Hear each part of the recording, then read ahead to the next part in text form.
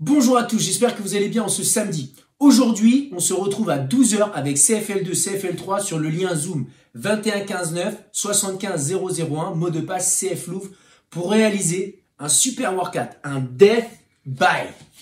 Donc c'est la mort par, entre guillemets. L'objectif, ça va être de réaliser un exercice ou plusieurs dans la minute, donc un petit peu comme le principe du MM, sauf que chaque minute, vous allez augmenter le nombre de répétitions de l'exercice ou des exercices. Aujourd'hui, ce sera des exercices. Vous en aurez 2. 3 burpees à faire que vous réaliserez à chaque fois au nombre de 3. 3 burpees, 3 burpees, 3 burpees, etc., etc. Et vous allez additionner ça avec des goblet squats. Vous allez en faire 2 la première minute, donc 3 plus 2. Ensuite, 3 plus 4, 3 plus 6, 3 plus 8, etc., etc. Et le but, c'est d'aller le plus loin possible.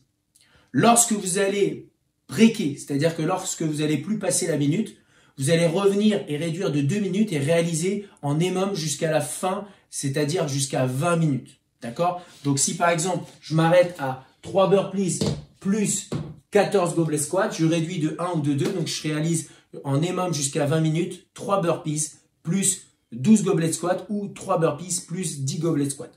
C'est good pour vous? Tip top. Donc rappelez-vous, le burpee, c'est ce mouvement-là, ça consiste à venir poser la poitrine au sol et taper dans ses mains au-dessus de la tête.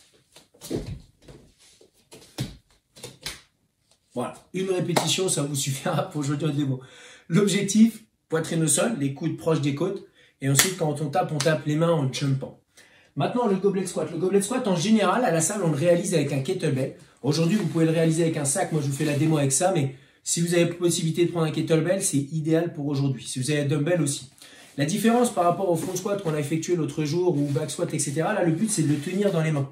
Donc si vous mettez une charge lourde, vous allez saisir dans les mains et vous allez voir, ça va commencer à vous congestionner un petit peu le haut du corps. Vous allez avoir les pieds largeur des épaules et poussez vos hanches vers l'arrière, ça sera le départ du mouvement. Mais faites attention de ne pas basculer vers l'avant avec la charge. Et vous allez faire en sorte d'amener la hanche plus bas que la ligne des genoux et ensuite de vous remettre debout. Ça ressemble à ça. Et ensuite, on revient en position debout. Je vous remontre encore une fois. Donc aujourd'hui, le scaling, c'est pas trop en termes de mouvement.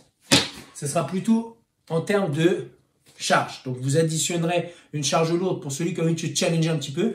Sinon, on va adapter la charge et réduire un petit peu en fonction de votre niveau. Pour le warm-up, on va réaliser un complexe de squat. Je vous explique. Le squat, normalement, on le fait largeur des épaules. On l'a vu tout à l'heure. Maintenant, dans le warm-up, aujourd'hui, vous allez réaliser un squat pied largeur des épaules. Ensuite, vous allez avancer un pied. Vous allez refaire un squat.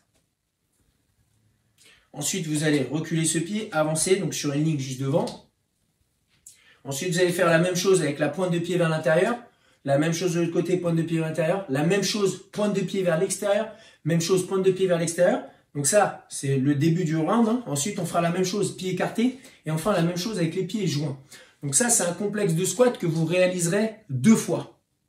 Donc à chaque fois, il faut juste faire 2 répétitions par largeur de pied ou position de pied. 2 reps, 2 reps. 2 reps, 2 reps les pieds intérieurs, 2 reps les extérieurs, 2 reps les pieds écartés, 2 reps pieds joints.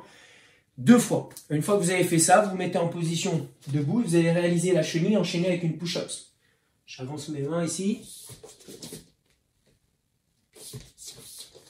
Et je reviens en position debout. Donc je pars position debout. Je viens positionner mes mains au sol.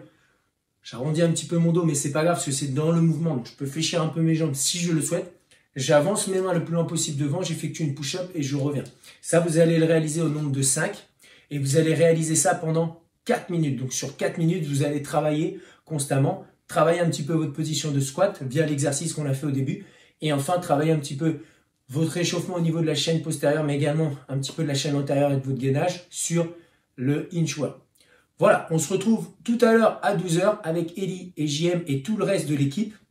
En tout cas, je vous souhaite une très très bonne journée. Ciao les gars.